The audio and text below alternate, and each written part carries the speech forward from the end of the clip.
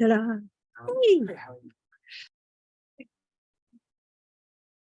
Hi, Esther. Okay.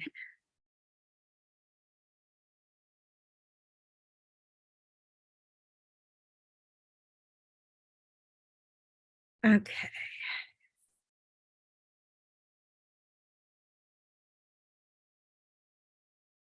So let's take a moment. Good to see everybody. Good to see you. I'm going to do that. So say hello. So, okay. So let's take a moment to generate a positive motivation. So we always want to start anything with a positive intention. And that's two parts, as you're fond of saying. So we need a motivation. So that one aspect of setting a positive intention is having a positive motivation. Then the intention part is what you're going to do to try to meet that motivation,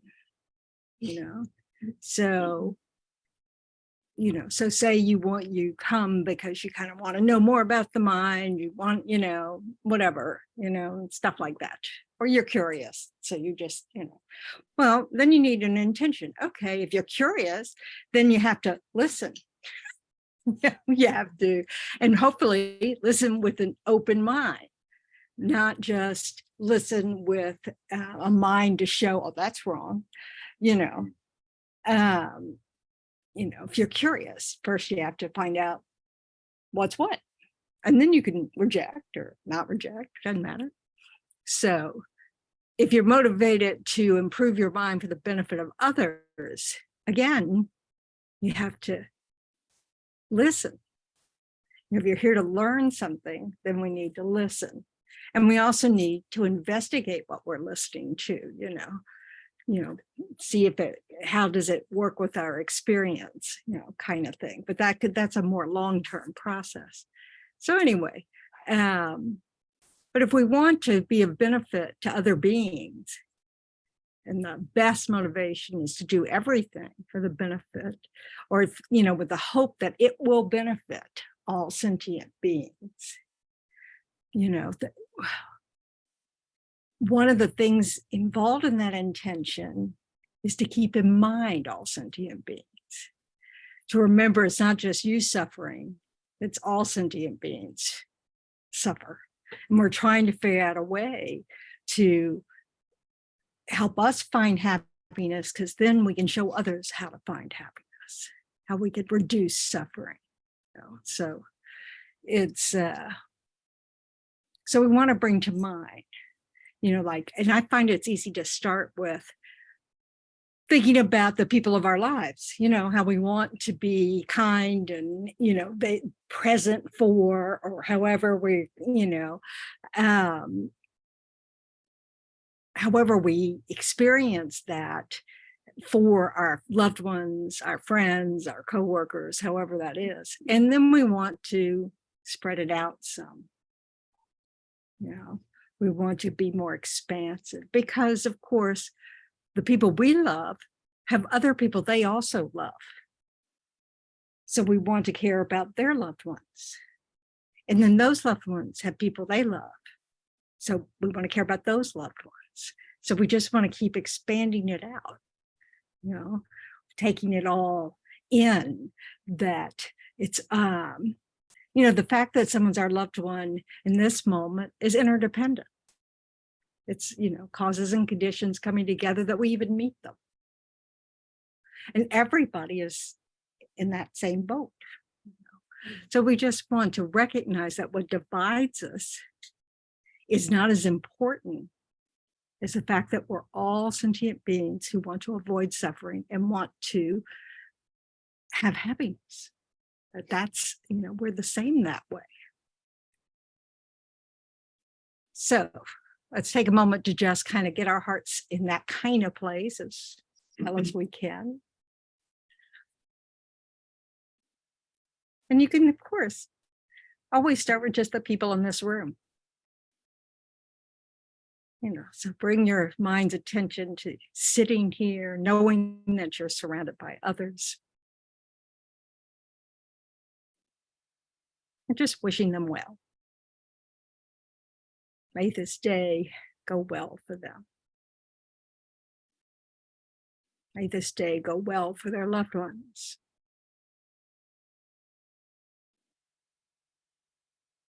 May this day go well for all those that they're in contact with. May it go well for all those who are dependent upon, all those who provide all the labor that goes into having food, clothing, technology, air conditioning.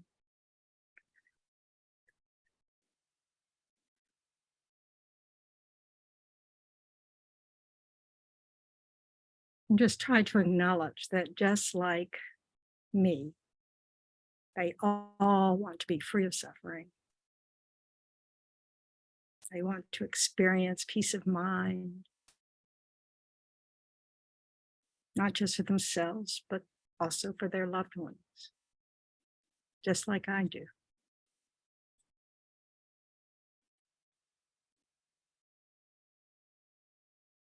So I'm going to use this time in this class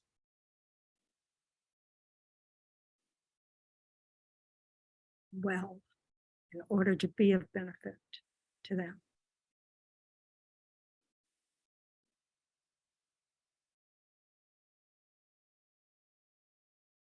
I think how wonderful it is that we have this capacity. We have this capacity to care for suffering sentient beings.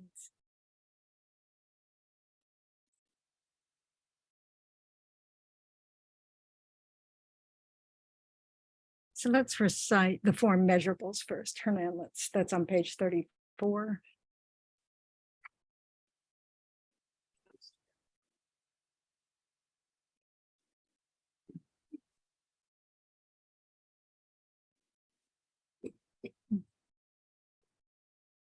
May all sentient beings have happiness and the causes of happiness. May all sentient beings be free from suffering and the causes of suffering. May all sentient beings be inseparable from the happiness that is free from suffering. May all sentient beings be. It's tricky, isn't it, to scroll? That's all right now. May all sentient beings abide in equanimity, free from attachment for friends and hatred for enemies. And now we'll go to page 98 for the refuge prayer. Thank you. So if you're comfortable reciting this, I go for refuge until I'm enlightened to the Buddha, the Dharma, and the Supreme Assembly. By the merits I create through listening to the Dharma, may I become a Buddha in order to benefit all sentient beings. I go for refuge until I'm enlightened to the Buddha, the Dharma, and the Supreme Assembly. By the merits I create to the Dharma, may I become a Buddha in order to benefit all sentient beings. I go for refuge until I'm enlightened to the Buddha, the Dharma, and the Supreme Assembly. By the merits I create through listening to the Dharma, may I become a Buddha in order to benefit all sentient beings. Okay. Thank you.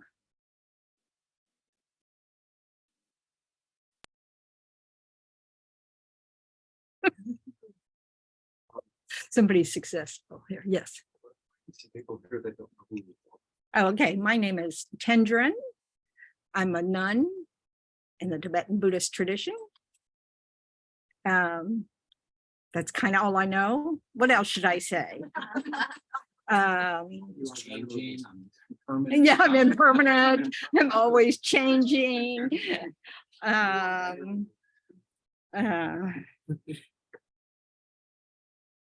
really don't know what to say. I've been teaching here for quite a long time, or it feels that way to me. I'm kidding. But since 2016, yeah. So Off and on.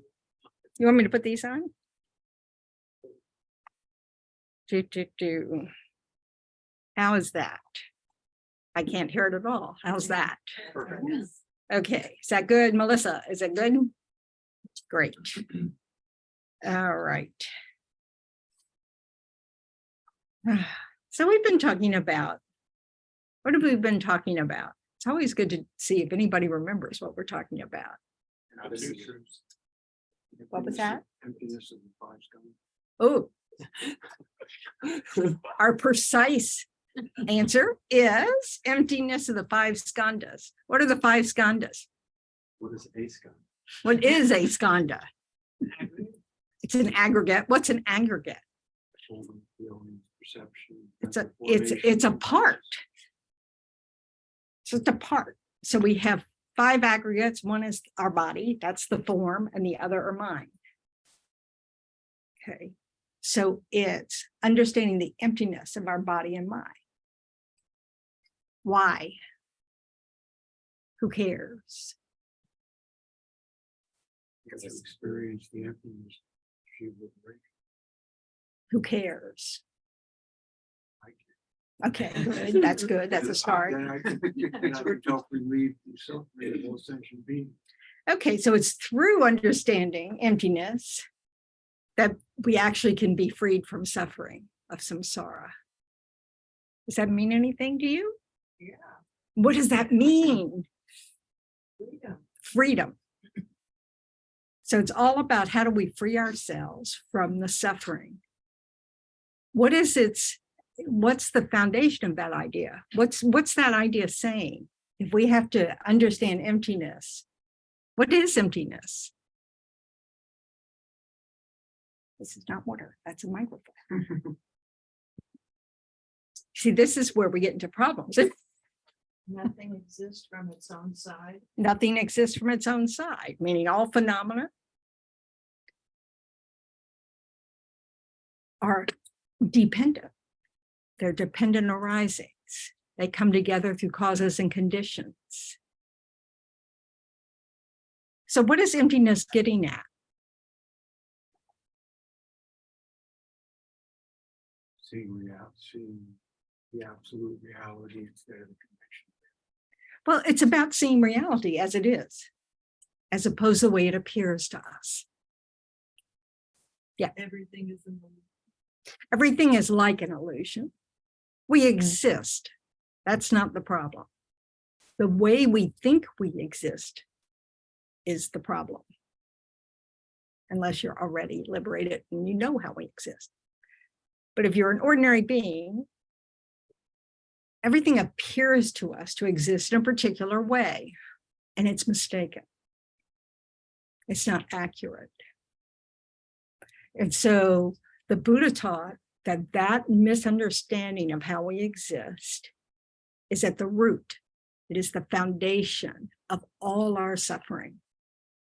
It creates the condition for our, unskillful, disturbing states of mind, like anger, like craving, like fear, jealousy, greed. And under that, the foundation of that is this misunderstanding of how we exist. So it's a very big deal, and it's sort of easy to describe. It's much more difficult to actually realize it, to actually have an experience of how things actually exist, not the way they appear to exist.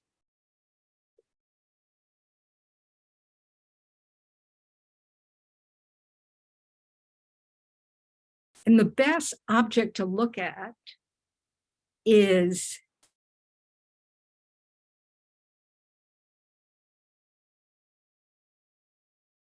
ourselves, to get a sense, to contemplate how we exist.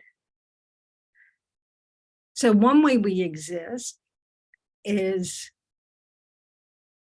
mere existence. we think about that, and that's most of the time our view of the I, me, is just, a general sense of I. It's valid. We exist. But there's also an exaggerated I that we think exists, an I that we cling to, that is most obvious when we're upset. When there's something that's not going the way we want it to. And then that I arises, that kind of like, why is this happening? In particular, why is this happening to me? Or I don't like this. Then we have a much clearer sense of the way we hold this self-important I. We can see it. We can almost feel it. It's like, like when we're insulted, that comes up a lot. We feel like we've been insulted, So we want to get familiar with how do we view ourselves in those moments, as opposed to other general moments, to get a sense that we're not always thinking of ourselves in this kind of solid, unchanging way that other people can harm. We're just going about our business, right?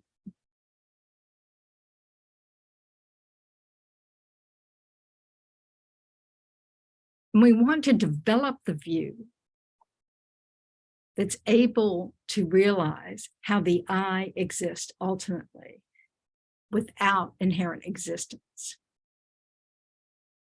And this, of course, is much more difficult.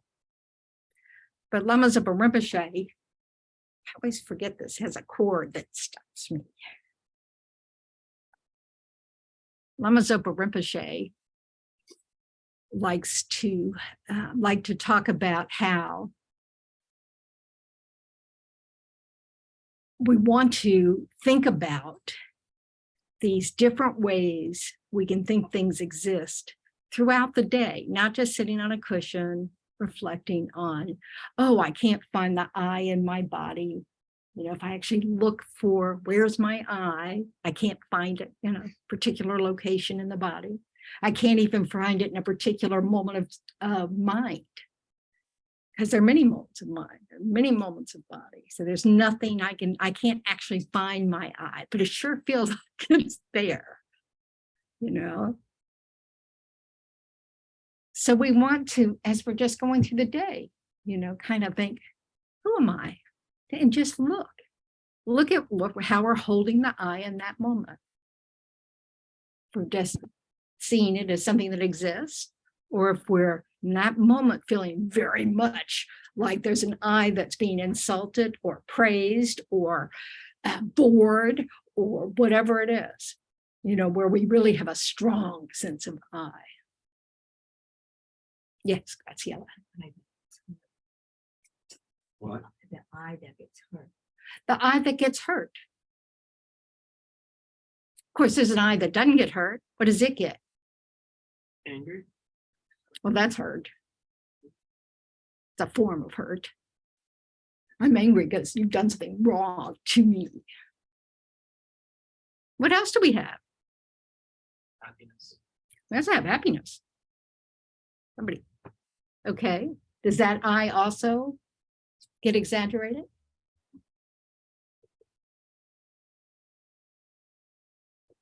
So we also want to notice that. Like say we get praised at work. We want to notice that I that arises that feels so special. That feels, then sort of the kind of feeling we want to feel all the time, right? We done good. It feels good to have done good. But unfortunately, we don't exist that way either. We're not just a happy person. We're not just a unhappy person. We're not just a hurt person. We're not, any of those things.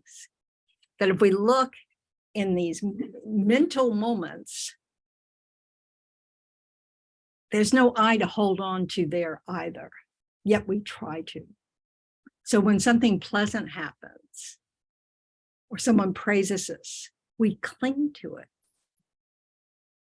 You know, we want to hold it. We want that moment not to end, not to change.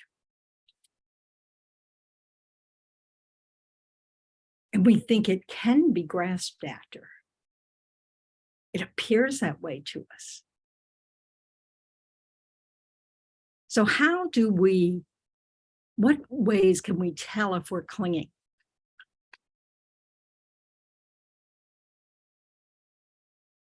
Craving, lust, experiences that want it back, that isn't just mindful with it in the moment that it's there, that wants another moment of it, wants to keep it there. So that wanting to keep it there.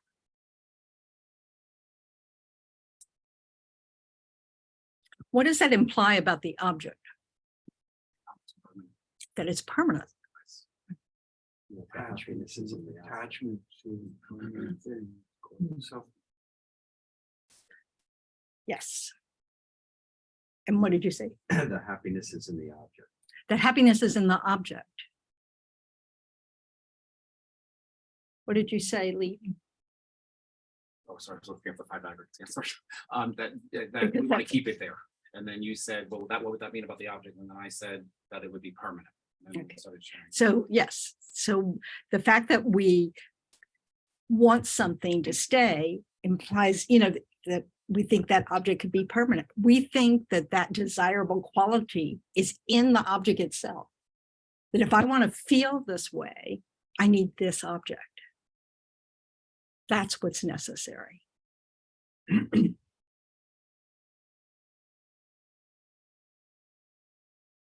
This is why we make the mistake of thinking that when we feel bad,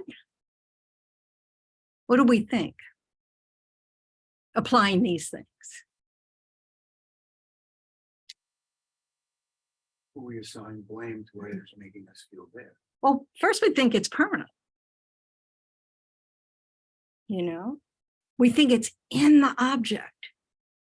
So we permanently want that object to go away. It's the object's fault.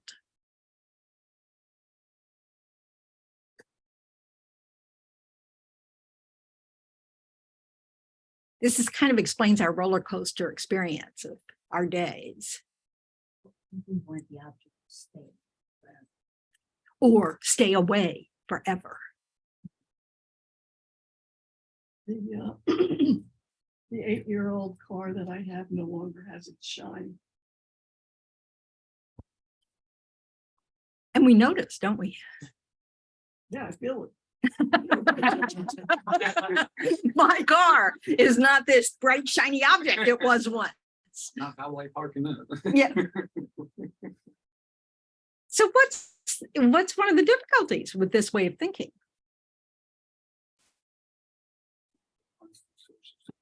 Yeah. Why is it a constant source of suffering? Pushing and pulling. Pushing and pulling. What's pushing and pulling us around?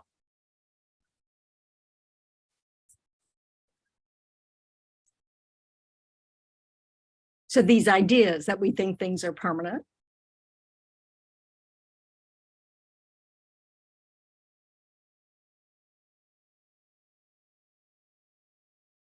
Clinging, craving. What's at the heart of these comments? The attachment to the I. The I wanting something. The I. That's How about we're wrong? They're not permanent. You know, the happiness or suffering is not in the object. No. And we need to consider that. Look at that. That's what the Buddha is saying. Hey, the way we're holding objects is incorrect. It's invalid.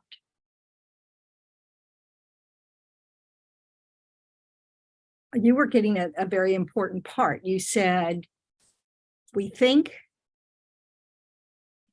you have a concept. So what is that mind? What's creating the suffering there?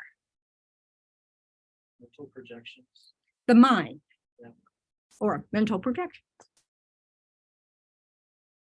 you know, so it's our ideas, our, you know, sort of self-generated ideas. It's our idea. Oh, praise is good. What's the other word? Criticism is bad. You know, shiny cars are good. Dull cars are bad. I mean, I'm simplifying, but this is sort of how our mind is. It didn't have to have, you know, great word choice. It just, I like it, I don't like it. It's very simple. But we get pulled all day long by this idea that somehow getting what we want brings us happiness, and getting what we don't want brings us suffering.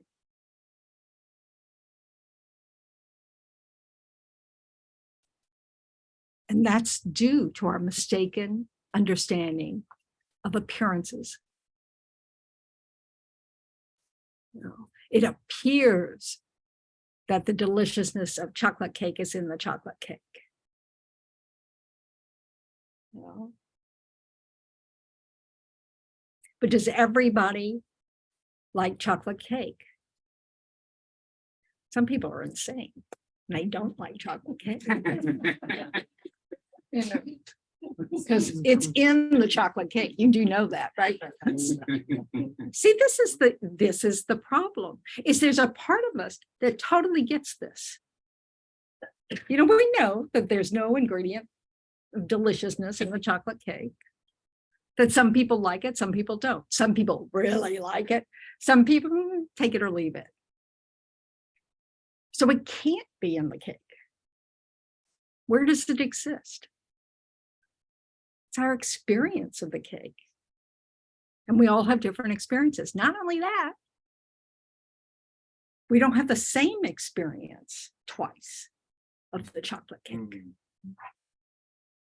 So we can't even hold ourselves. We can think we can. You know, we hold to this idea, I'm a person who likes chocolate cake. No.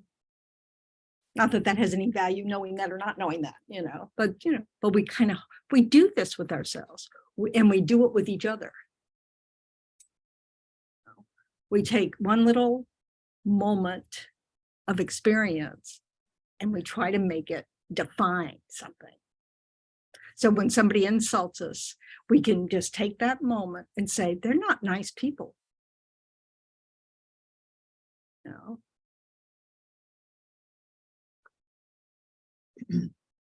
What's the problem with drawing those kind of conclusions?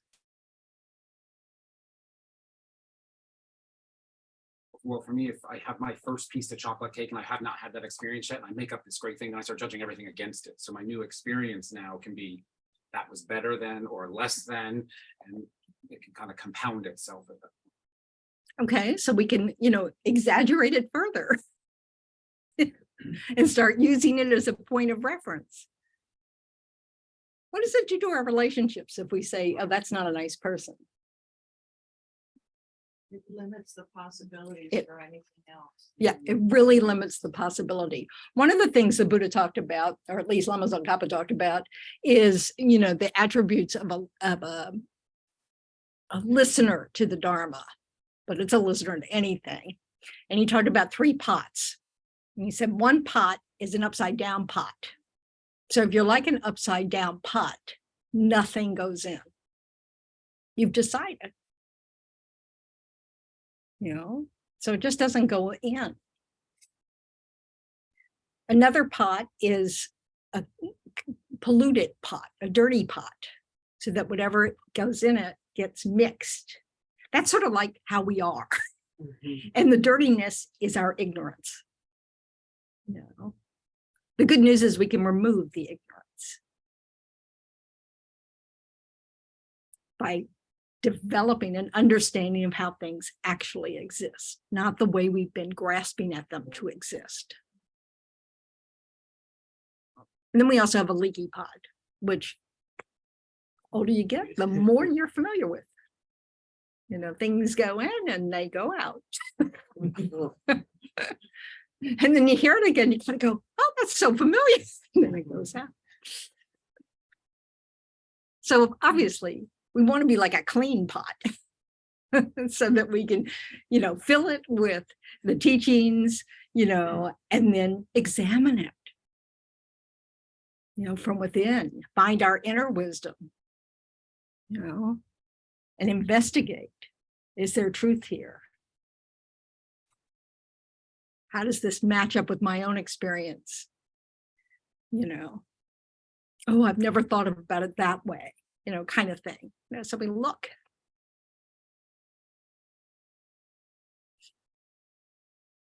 So Rinpoche would put up signs at retreats.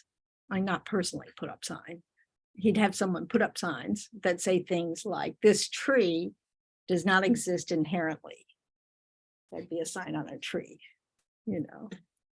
This tree is merely labeled by mind, Where, I'm using trees as an example because it's the only thing I can think of as you're walking along. But I'm sure we used other things. So, that it's, and that, reminding ourselves, oh, this is actually like a mirage, like a dream. It appears as this fixed, solid object, doesn't it? That tree that you're walking past.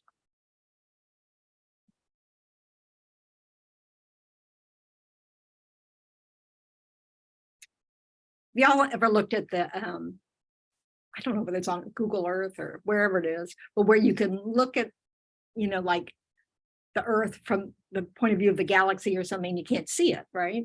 It's not there. And then you zoom in and slowly, as you zoom in, the what we recognize as the Earth appears, right?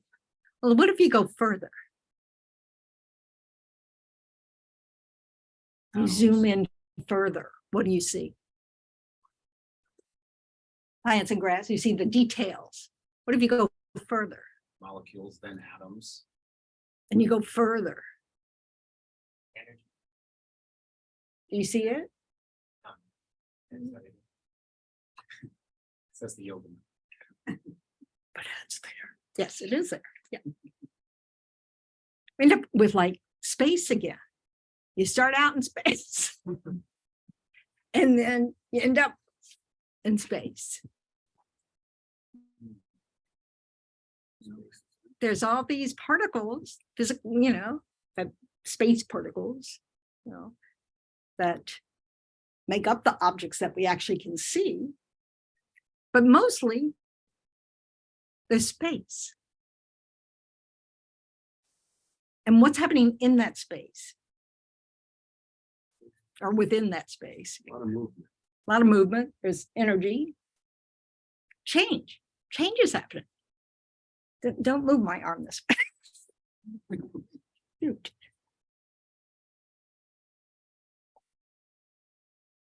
Excuse me.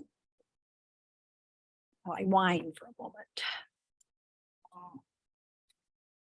Okay, so that space, it's not, the space is static, but what's happening in the space isn't.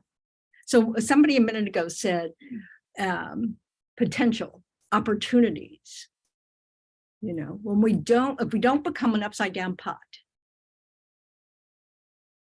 and draw conclusions where no conclusions really are to be made.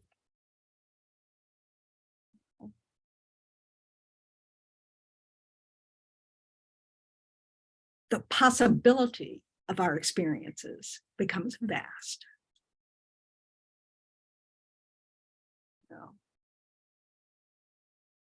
So what happens when you taste the chocolate cake and you like it, if you don't become an upside down pot about the taste?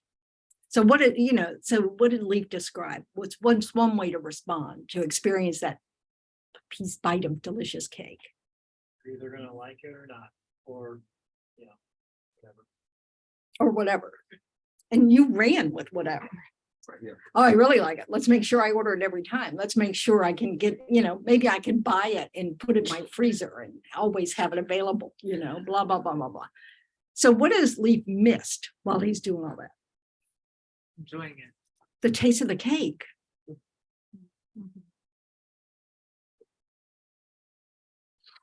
This is one of our problems with always living in the past and the future. You know. Yes, Kind of stuck on tree. okay. Okay, because my experience is that when I touch that tree, it does exist, Oh, it definitely exists. but yet you say it's like an illusion. And it doesn't exist from the side of the tree. Where does the tree exist? I know. It's just like, what is she talking about? Oh,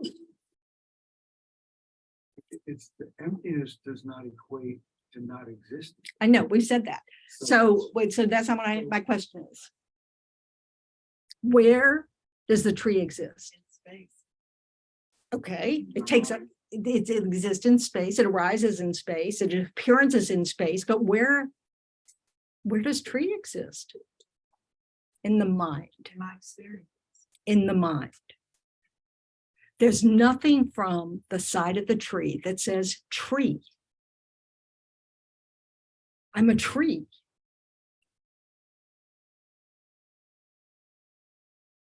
Where did it get the name tree?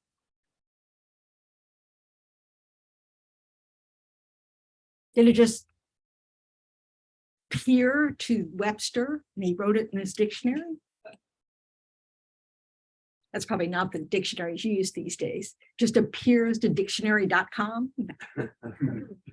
You know? Well, we felt we had to name things in order to have a language. Oh, yeah, in order to have a language. Okay, you see how we're doing things backwards there?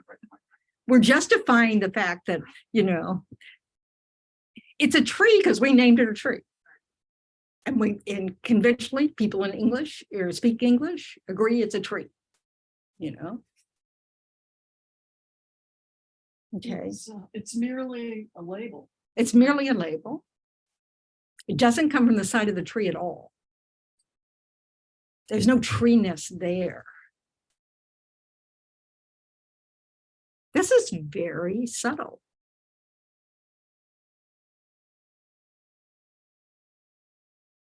So if we never walked outside, will we label anything a tree?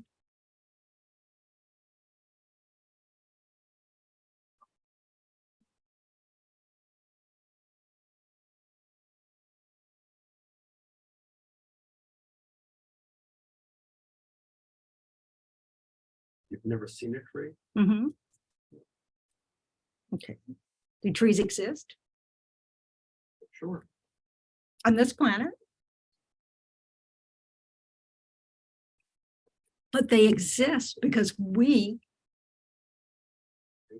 labeled it.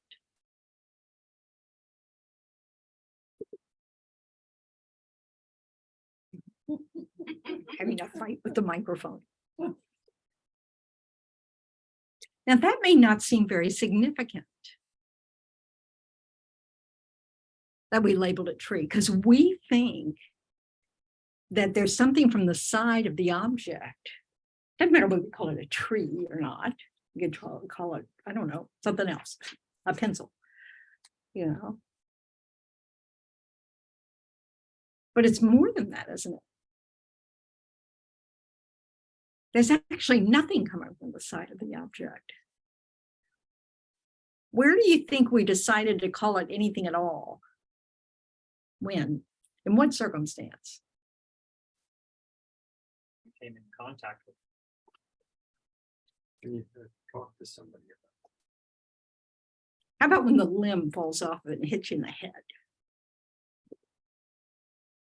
I had that happen to me, so I find that amusing. You know, I wasn't in the woods. I was just on my bicycle at a stop sign in New Orleans.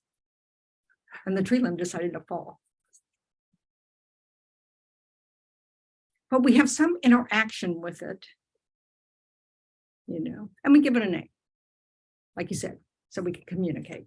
That tree hit me, you know, whatever. Those darn hurricanes.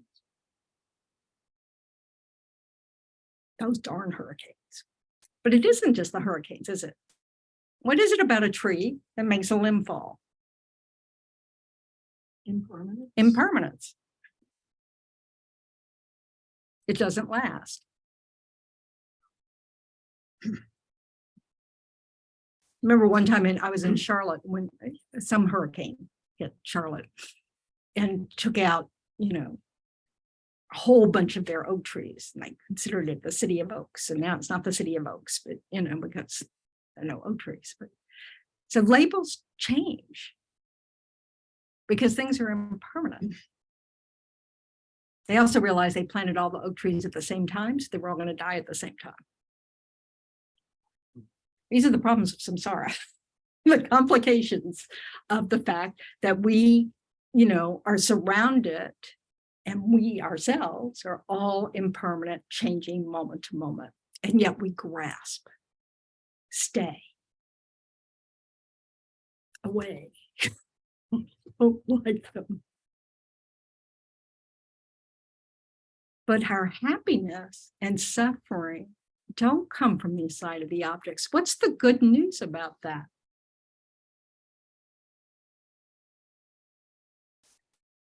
We can change our experiences. We can have a different experience. We don't need to suffer.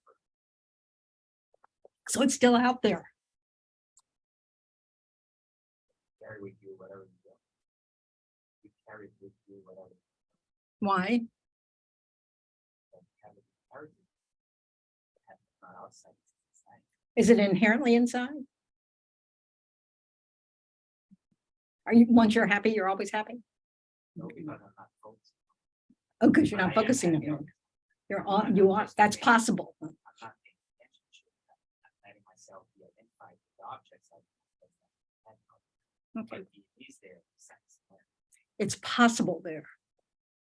The potential of it being there. We have the capacity for happiness.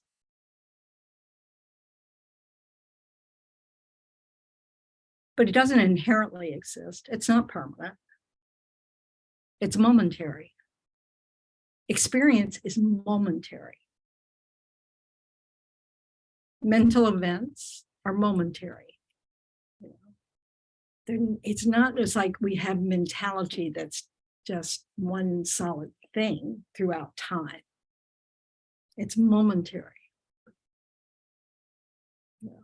And we experience its momentariness. All you have to do is try to sit in meditation. And you see how momentary your mind is. Momentary.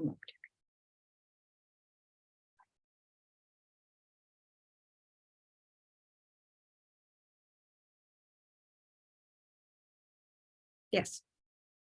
When we're talking about that, it seems like when we label something, it limits our seeing it, all the magnificence of it, to all the veins in the tree, the rings in the tree, the roots. Why are they magnificent? Um,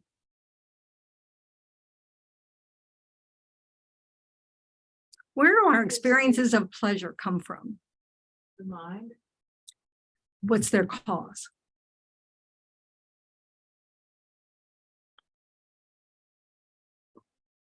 Karma. So we need to think about how things exist. We want to really think about the impermanence of things, how they're changing moment to moment. We also want to think how they come into existence, about the dependent nature of everything that exists. So according to the Buddha, what's the cause of happiness? What's the cause of pleasure? The experience that you have when you look at something that you find magnificent. Virtue, past actions of virtue. So we really want to think about that. What does it mean to say that? What's the good news about it?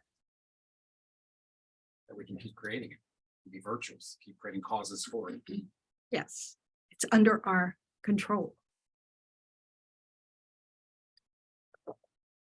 There's no instant karma. It's wrapped. But the state of our minds are a condition for things, for karmic seeds to ripen. You know, so if we're really angry, that's a condition for negative things to ripen in those moments of anger. And the most likely thing is that you'll have a second form of anger, because we're practicing anger or getting better at it. Enlightenment. Yes, Elaine. Can you explain what you just said again about virtuousness? I didn't. So according to the Buddha, all of our actions of body, speech, and mind place seeds in our continuum that ripen as experiences in the future, if they meet the right conditions. So our positive actions of body, speech, and mind result in positive actions. This is what they mean by karma is definite. We don't get good results from bad actions. And the same is true for bad actions. Negative actions lead to negative experiences. It is not instantaneous. We're just planting seeds that then when they meet conditions. So it's kind of like, I often thought about this with my mom. My mom was an alcoholic, but she grew up in Memphis and really basically never met alcohol. Her upbringing, you know, it just wasn't part of it. She moved to New Orleans, where it's really hard to walk more than a half a block without bumping into a bar, you know? And so I often wonder, you know, if she had not been in those conditions, would she have ever found out that she had alcoholism? Because the condition would not have been there. You know, so we both need the causes as well as the conditions. You know, so we've all created all kinds of causes. Our consciousness has existed since beginningless time. We've always existed. We just keep changing bodies. This had a point. What was the point? When So what we're experiencing in this life is sort of a mixed bag of the ripening of karmic seeds, right? We have good things happen, bad things happen, all of that. You know. Yes. Not a question. Is there, you say there's no instant karma. Is there some way to measure a length of time that these seeds come to fruition in some form? No. I mean, the Buddha would know, but the Buddha doesn't know. The Buddha doesn't not know everything. It didn't work. Anyway, the Buddha would know because enlightened minds know everything all the time, all at once. So anyway, but you and I can't know until we start to remember past lives, until we but still, there's so many things that have to come together. So we have to have placed a seed in our continuum, okay, from some action, right? And then all sorts of conditions have to come together for that seed to ripen. And we can't even count the number of conditions. Yeah, yes. Would the state of mind be considered a condition? Yes, it's also a condition. So we're both placing seeds and ripening seeds constantly. So if we have a really good life and we experience the magnificence of a tree, like sometimes I look out the window, I'm like, God, it's so beautiful. Mhm. If I am not doing, with my body, speech, and mind, not creating more karma, I will exhaust. It would take billions of years. I could exhaust my good karma if I don't keep serving others. And then I'm going to have all my seeds that are left are going to be, I'm summarizing that big thing, but it would be more negative. Yeah. So I'd have to keep contributing, because what happens is sometimes I sit in my joy and I don't go serve others with it. I just enjoy it and I keep it for myself and I don't go, but if I'm not being virtuous. It's like if we don't use our resources wisely, generously, we won't get resources in the future. we receive, this is a very simple example. The Buddha taught that from generosity comes resources. We all have pretty good resources in this room relative to many beings on the planet. We have pretty good resources, right? If we're not generous with our resources now, we won't get them in the future. So, until we start becoming generous again. And then we create the cause for resources. But we're all a mixed bag, So right now we have some good things ripening for us, some bad things ripening, but we never, in the next moment, the building could collapse. Those kind of things happen momentarily. It's not like, oh, it has to be dark. It has to be 2 o'clock in the morning. Everybody has to be asleep for it to happen. No, it could happen right now. Branch could fall. A branch can fall. You're minding your own business On your bike. on your But then bicycle. Studying and practicing the Dharma doesn't that give us the tools to water the seeds of good karma and without the seeds of bad karma. It teaches us how to recognize them better. And Yes, but it's not enough until you realize emptiness. So you need that tool. once you realize emptiness, It's cruisy. clean it up. So, however, you have to practice what you learn. You have to understand it in order to practice, So and one of the good news is when you practice the Dharma, you're creating the cause to meet the Dharma again. But that's true in anything. You practice. One of the things that Buddhism shares with almost every religion is what it considers to be good qualities of body, speech, and mind. Compassion, love, generosity, patience, kindness. That's shared with all religions, and it's got to be a reason for that, right? In our tradition, we just say enlightened beings will use whatever technique it is to help us out. And so all these different religions exist because we have different types of dispositions of mind, and we need different kinds of instructors. One of the things that's not shared is this view of how things exist.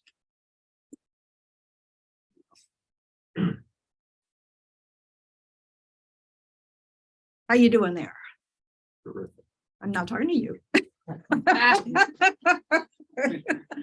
Not sitting under a tree. Okay.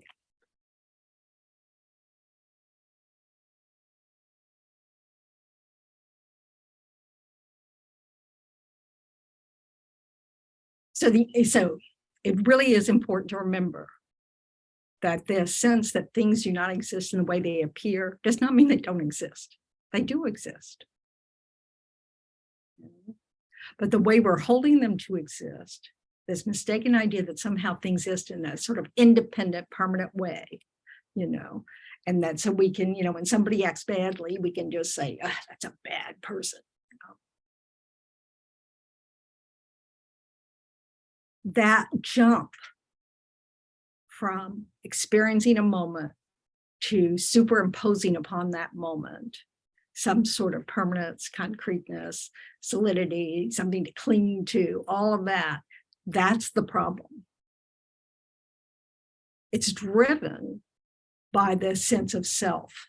This is why looking at the I is so helpful. Because when we grasp at our I, that myself, when that self gets insulted, that sense of a very important, very clear to ourselves, I, that needs to be protected, that needs to be defended, that needs to have all this good stuff, that needs to, have the, enough money, enough, we do need all those things in terms of resources and stuff. And there's nothing wrong with having ones you like. Nothing wrong with that.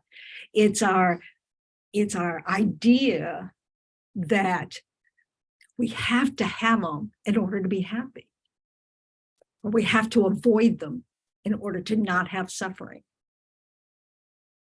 Whereas actually happiness and suffering are inner generated, they're mental.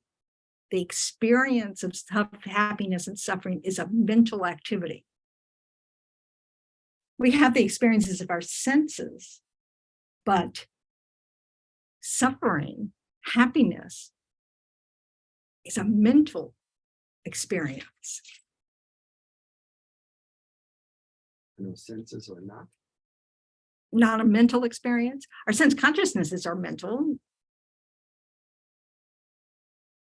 No, that gets into a whole nother slew of stuff. But they are dependent on this body, right? Our sense consciousnesses. A mosquito's body is very different than our body. It has different sensory experiences.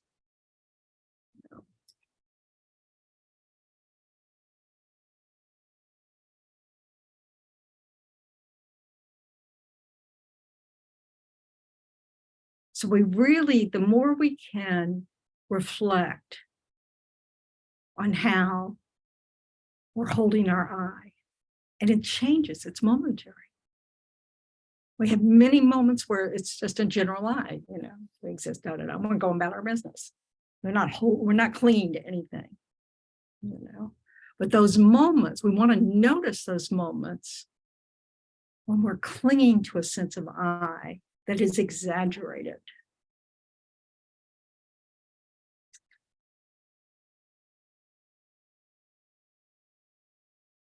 That we feel is sort of not momentary.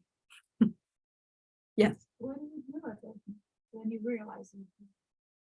That you're doing it? Well, it's sort of like an opportunity to step back and kind of reflect. Oh, isn't that interesting? It's just interesting. Oh, look at me. I am now thinking that I am, what is it like? The sun and the moon rise upon me because I've just been praised. Now I'm even exaggerating the exaggeration, but it's just, to really recognize how funny that is actually. Being aware of it. And then that helps us get more and more separated from this clinging because we can start to see, oh, that's not true. I don't exist like that. And then when we hold somebody else's self, we're clinging to bad person, other, that other person who's bad, we can go, that's not how they exist.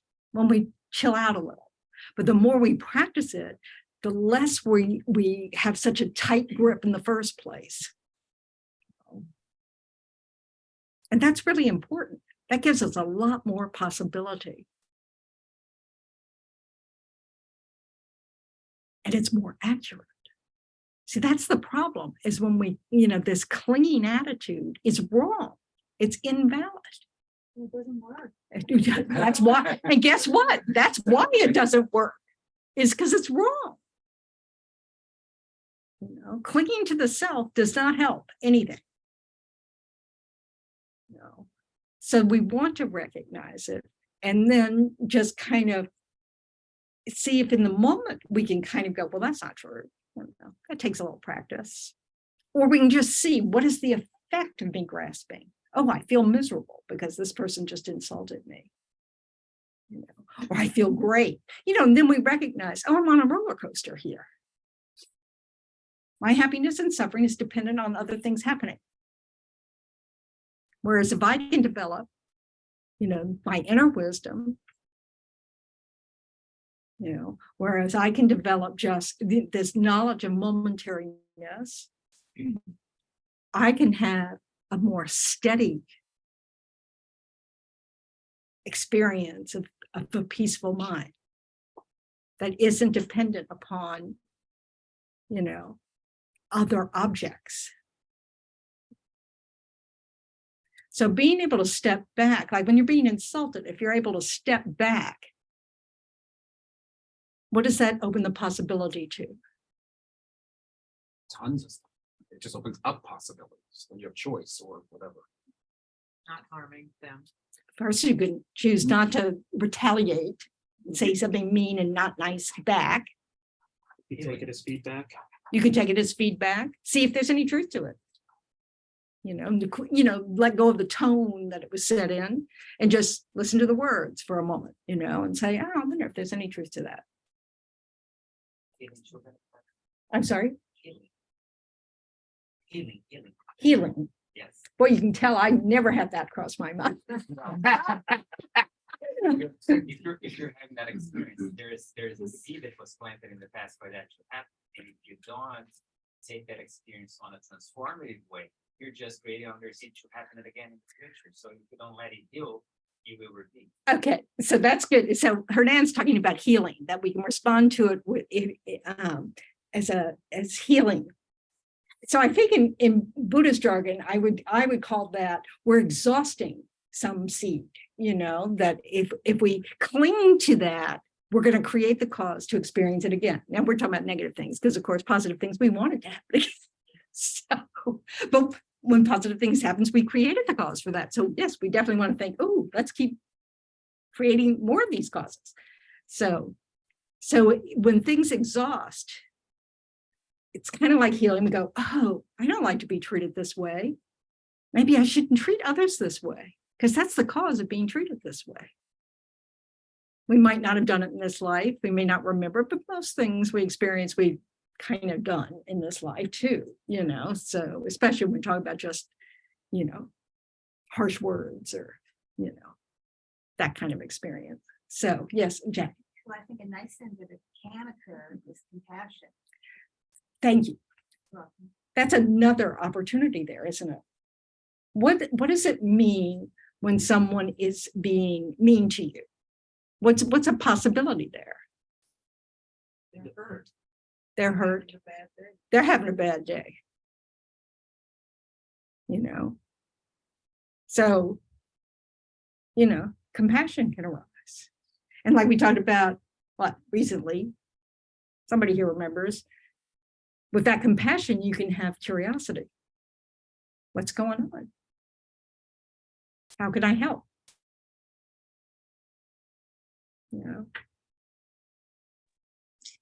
Venerable, Oh, I'm Elaine sorry. had a question. Thank you, Nana. Here I am with my 5 million questions. I really am trying to understand everything. So what I'm understanding so far is the more that you can just be at peace in your whatever yourself is, whatever that is, I can't really define it, but okay, I have feelings, so I know there's something. So the more at peace you can be, the more centered, mindful, the less suffering. Yeah, well, certainly the less Well, you suffering. said anything. You're not, you're happy in a moment, okay, but you can say to yourself, this is nice now, but it'll pass, or this is a bad time, but this will pass. And Yeah, that's the importance of reflecting on impermanence. Right. That all things change. That's why there's no point in clinging. So this is a nice moment. One sure way to make it not a nice moment is to cling to it. Because then when it goes away, it's like, oh, So we want, so that's, part of the deal. The other part of the deal is cause and effect. The more we think this way, the more peaceful our mind is. The more we quit being jerked around by words or by what, that our car has a flat tire or whatever, the more peace we'll have. If we don't see things like this object is trying to hurt me, trying to ruin my day, trying to do this, the less it will ruin your day, because it's really our minds that are doing that to us. If you've just fallen madly in love, you don't care about a flat tire. It just can't get in there because, you're completely absorbed over here. So we know it's possible to not react to things in the way we kind of go, anybody would react that way. Because we've even not reacted that way because it's not in the object. So the more we can understand that the suffering that's arising in us is habituated reaction to thinking it's in this object. You know, that it's not just the result of karma, cause and effect. Oh, I must have created the cause for this. Well, we've created the cause for everything we experience. You know, and we just see it as a way to heal, an opportunity for compassion, you know, an opportunity to develop our good qualities, you know, like patience. Or maybe the next time someone else has a flat tire, we're willing to help because we know how it feels. You know, that kind of thing. How does this work with physical? Physical pain? I wouldn't know. No. Okay, physical pain, again, we created the cause for it. There's no difference in that. You know, it's also the nature of these bodies, right? These bodies fall apart. They're easily hurt. You know, so to expect it not to get sick, not to get, feel pain is not realistic. It's not seeing reality as it is. The bodies disintegrate. You know, so that can be, if we don't take it personally, that helps. You know, even though we created the cause for it, it's not like that's about, oh, I should feel guilty now. That's not what it's about. It's about, oh, okay, well, if I protect life, maybe my body won't be so vulnerable. In the moment of pain, I find it helpful personally, is just to recognize it isn't what it appears to be. We've talked about this before. What is pain?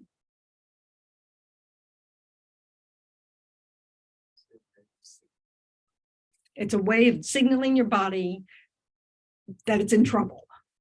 Sometimes. Yeah, it's an alarm. Danger, danger. So say you have chronic pain. What is that? Is that alarm useful?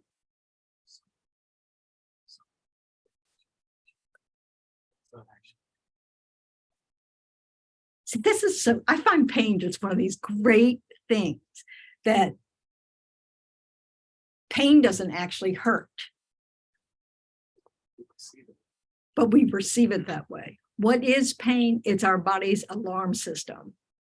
So like people who have arthritis, say, they learn that the pain they're having isn't going to do anything to them. It's not a sign of a heart attack, say. It's not a sign that they shouldn't be doing this exercise. So the pain doesn't have its purpose of being an alarm. You already know about it. Yeah, thanks for sharing, that kind of thing. And that right away can kind of lessen some of our fear that can arise with pain. Also, you can use it as an opportunity to mentally explore what doesn't hurt. That most of your body doesn't hurt. And what was it somebody just mentioned ago, that we're focused on, like falling madly in love, and who cares if you've got a flat tire, So, it's the same kind of thing where, the body's alarm system is meant to make us pay attention to it. But then we can say, okay, I got that. I'm moving on now.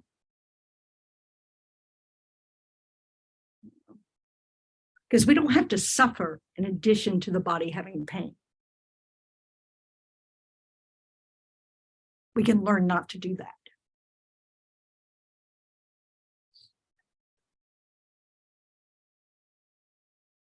These are, this takes practice. Has anybody ever tried when they're meditating? If you meditate, have you tried when you're meditating, to like notice that if you start getting a pain in your back or your hip or your knee, or wherever, just notice that it doesn't last the whole time you're meditating. Does it change? Even pain is momentary. Now, we can all think of extreme cases where that doesn't seem like it's true. And of course, when we're in the moment, if especially if we're focusing on the pain, in that moment it feels permanent, doesn't it? That's our clinging. That's that attitude of clinging again. It's never going to stop. Well, that's not true.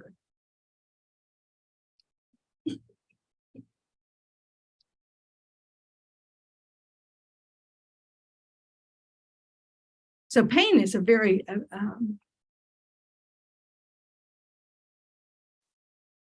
it can be a very fortunate condition to practice with.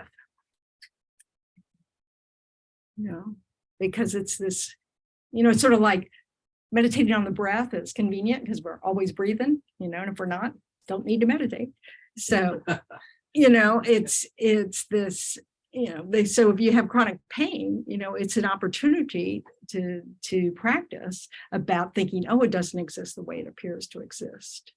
You know, this self, I think, that's being so harmed, it's going to exist long after this body exists. You know, won't exist like I'm clinging to it right now. You know.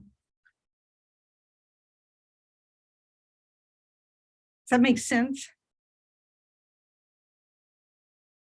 So this is ways in which to look at, you know, all these different teachings, the karma, the impermanence, the emptiness of things, is, you know, all of these help us not respond in habituated ways. Our habit is to cling, to grasp. I want this, I don't want that. You know? And we want to interrupt that grasping because it's based on a faulty premise. It's wrong. And clinging makes it worse, not better.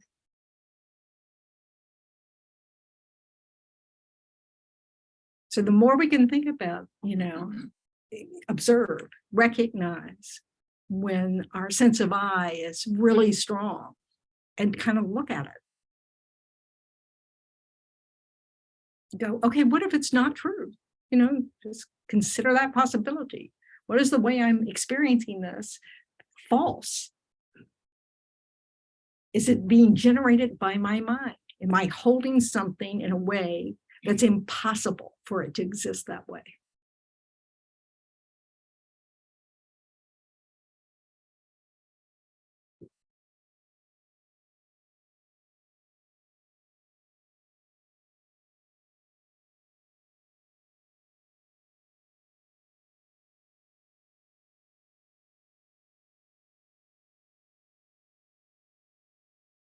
Yes, Graciela. So taking a step back from the clinging, it's a way to lessen the clinging and to lessen the suffering. At least it gives you that opportunity. So taking a step back from the clinging, yes, it gives us that space we need to choose.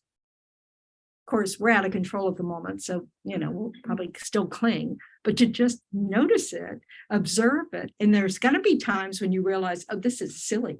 You know, you'll just see it fall apart. There's nothing I'm clinging to. I think, oh, my day feels so much better because someone just was nice to me. You know, ooh, you know, the doctor gave me a lollipop. It is really like that. You know, we want to be able to see that our mind's just going back and forth between not wanting this to be this way and wanting it to be this way permanently, both permanently. You know. So, And yeah, go ahead. so are there any, like this idea of peace? Is peace also the effect of karma, or is there something that when we get quiet, there is this innate kind of experience we have without having to have karma to get there if we're quiet? Or is even peace, the experience of peace, even karma created? No, I mean, the nature of the mind is peaceful. Got it. You know, just like the nature of a person is Buddha nature. We have the capacity to become completely enlightened, to not suffer at all. You know, and part of the reason that we have that capacity is that the nature of the mind is just awareness. And so this is what's helpful about sitting quietly, learning how to meditate, to letting the mind settle down from all its thoughts that are being dragged all over the place, all those habitual ways of thinking, and discovering that that's taking place within a space that is peaceful. You know? So learning how to transform the way we think, that's effortful, so that we're not always agitating the mind.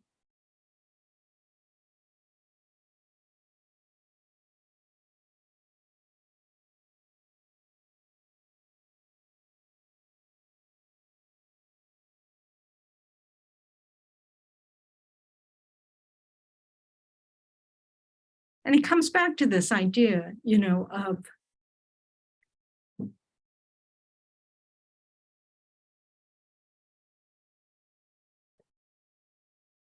if we quit thinking of each other as other, we recognize our interdependence with beings, our interdependence, if we can more focus on what can I bring to this situation that would be helpful? Instead of thinking about what is it about the situation I don't like, or that doesn't fit me, or that doesn't, serve my goal of being, a billionaire by the time I'm 30. I passed that. It's not happening.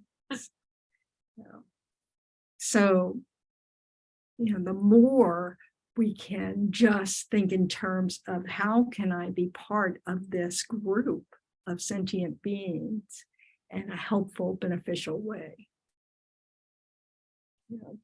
That helps us have, less agitation in our minds, because we tend to grasp it ourselves all the time. What do I want? What do I need? Blah, blah, blah, blah, blah, blah, ad nauseum. And that agitates constantly, because craving is actually an agitated, suffering mind. Craving is an exaggeration of liking.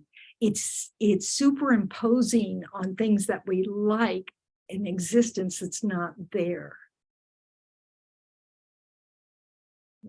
It's this idea that our happiness exists in that, and we've got to have more of that, and we need it. We need so little. We have needs. We need water. We need food. We need shelter. Do we need this much of it?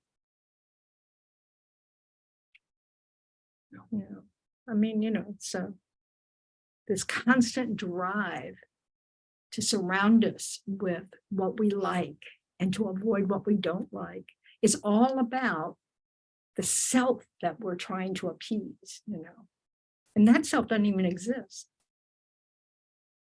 because it isn't permanent. Our selves are not permanent. It changes constantly, this body and mind. So this sense of self, we want to get familiar with our sense of self is and see the different ways it appears.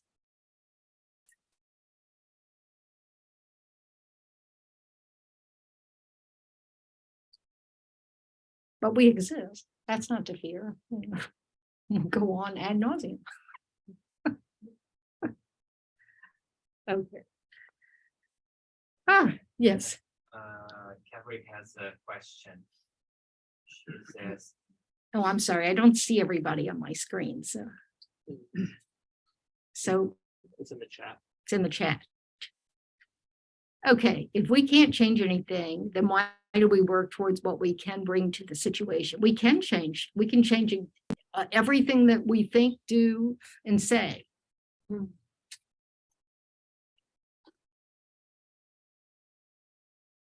So we can change what we respond to,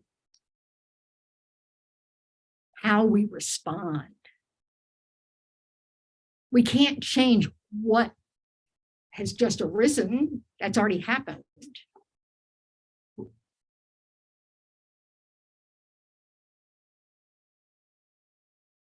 But just like we know that, our attitude matters, doesn't it? It's in the immediate term, just having a more open, positive attitude that looks for the good in things and looks for how we can be of help. Right away, we're going to have the less of the suffering that's all about me.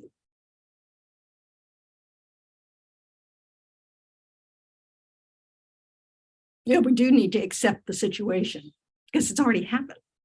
It's how we respond to the situation.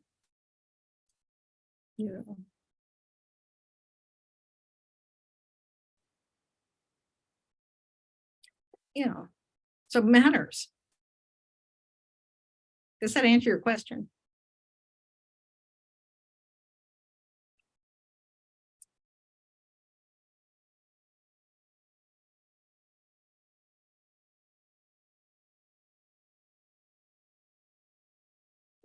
Anyway, we're out of time.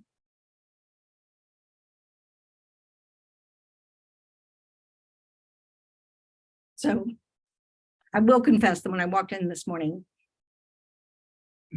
this is not unusual. I was very nervous. That's my status. Anyway, but what I really wanted to do was just give everybody a hug. It's so good to see you, kind of. So some days that's what's in our minds. It's just like, isn't it wonderful? It's just wonderful that there are people in our lives that, they're just nice. But it beats certain, I wouldn't do well on a deserted island, so anyway, that has nothing to do with anything, just sharing. And we're so happy you're here. Oh, yeah.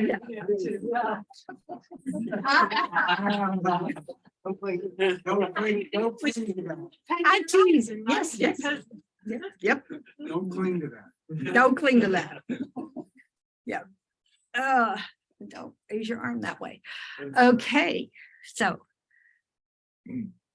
we all good? All right.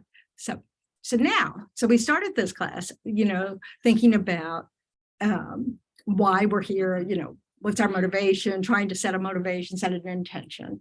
And so any moment during this class, it's generated some positive seed on your mind stream is going to ripen in the future as some form of happiness or resources or something, good stuff, not bad stuff.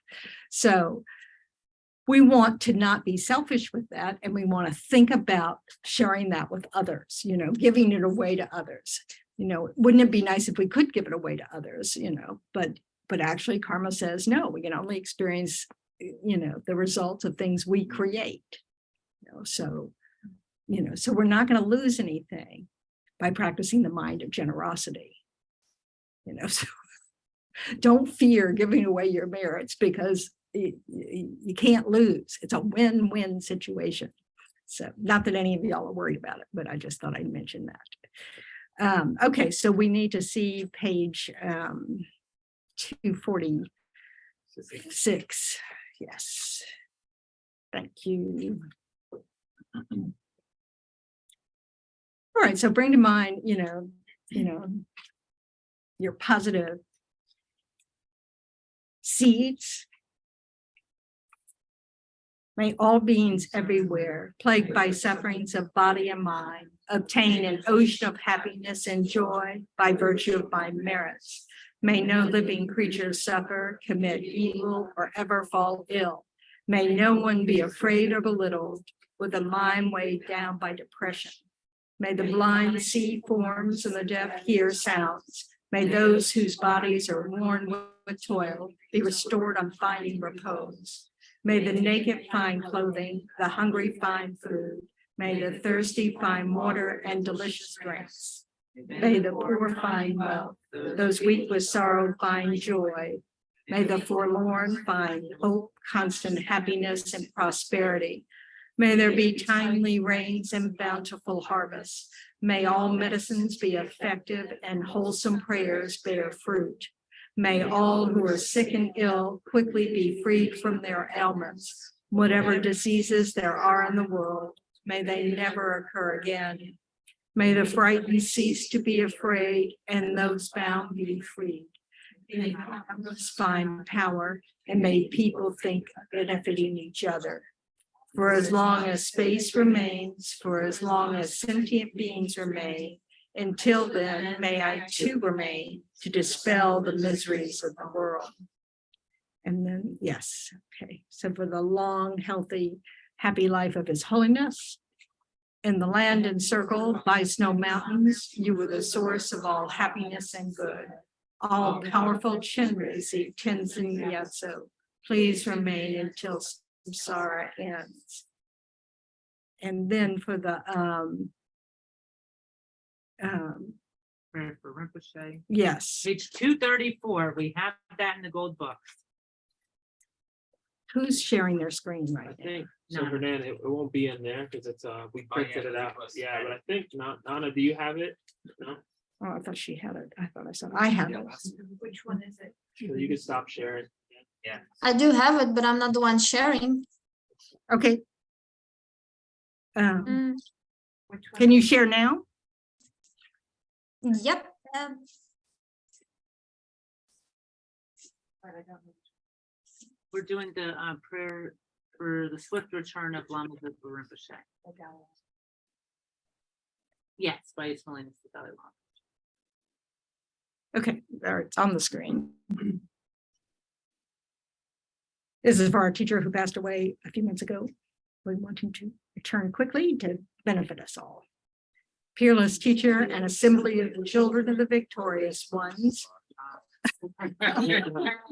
It's too small, Nana. Okay. It's plus, okay, there we go. That's sort of it. Okay, there we go. That's good enough. Yeah, there we go. Peerless teacher, an assembly of the children of the victorious ones, Shravakas and Pratyeka Buddhas, victorious Losam father and sons, along with the lineage masters, all the objects of refuge of infinite lands, please bestow the virtue and goodness of accomplishing this prayer here and now. Holding and spreading the Muni's precious and teachings through explanation and practice, you wore the armor of patience that is never discouraged. Incomparable venerable Guru, to you I make request, while striving single-pointedly for the sake of the victorious one's teachings, the sole gateway through which all benefit and happiness emerge, and for mother living beings, you suddenly departed to peace. What a great loss. Nevertheless, through the undeceiving truth of the blessings of the ocean of the three jewels and the great waves of bodhicitta of the children of the victorious ones, may the smile of a reincarnation swiftly beam and glory for fortunate disciples. So thank you very much. Thank you, Nana. Any announcements? Friday is the day we celebrate the Buddha's first teaching. So Friday night we'll have a Shakyamuni Buddha Puja. So it's my anniversary of my ordination. So I always like to celebrate it. So And so it's also, yes, Buddha Day, which means the merit is Yes. multiplied 100 million Million times. So times. also a think great, good, do good, speak. and a great time to make offerings to actually Venerable Tendron, to the Sangha. So and for her retreat and or trip to India. Yeah, trying to go to October. India. Yeah, I've never been to so- India, so. So if anybody wants to do that, so practice. Yeah, practice for the yourself center. And It's a- to the center. Yes, so anyway, so it's at 7, I think. Yeah, What? and then not to drop too much, but we also have medicine Buddha Puja on Wednesday, the 26th. And also Medicine Buddha Puja on Wednesday, the 26th. So there we're just pujoing you out. So, okay. Any other announcements? Yes, Margaret. Because of you, we can keep our doors open, our lights on, providing a safe and peaceful sanctuary to gather, share, and learn. Our continued operation is dependent on your donations.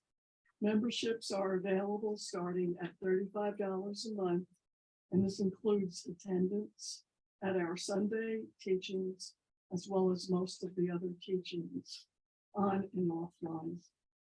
Other options include making a donation at our front desk or when registering online for teaching. Our doors are open to all, and while financial support is appreciated, it is always voluntary and never required. Thank you. So that's our little plug for the fact that we survive because you help us survive. We can't survive without you financially, as well as why be here if y'all aren't here. So, so thank you, Margaret. All right. So see you soon. Bye. Thanks, everyone. Thanks for Thank coming. you, Tendron. Good to see you guys. Good, wonderful. Thank you, Tendron. It was great. Thank you, Venerable Tendron. Friday, 7 o'clock. Bye, Yeah. Dawn. Yes, yes, yes. Bye, Esther. Bye, Lisa. Bye, Christina.